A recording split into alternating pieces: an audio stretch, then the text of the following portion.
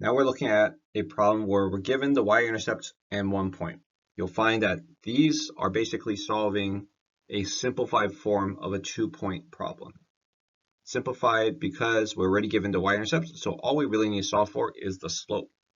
And it's like the 2-point problem because if we're given the y-intercept, we already have an additional point, right? This y-intercept of b equals 4 is the same thing as saying x equals 0, y equals 4.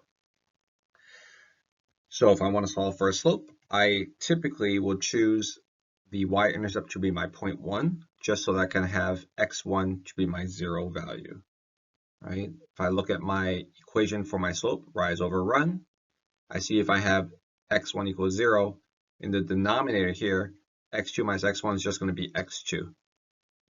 Right? My numerator, I'm going to have the difference y2 and the y-intercept b.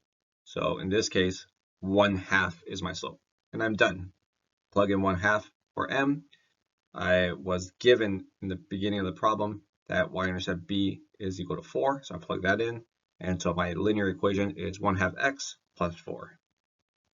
Do the same thing for this next problem here.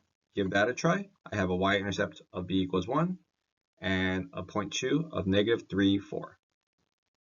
All right, all we need to solve for again is the slope. So I'll have in the denominator just my x2, -3. In my numerator, I'll have 4 minus my y-intercept, or 4 minus 1. So 3 over -3 gives us -1. Plug that in for my slope m. So I get y equals -1x, or negative x, plus my y-intercept 1. That's the graph that we get. Right? So we can solve these problems very, very quickly by just identifying what the slope is.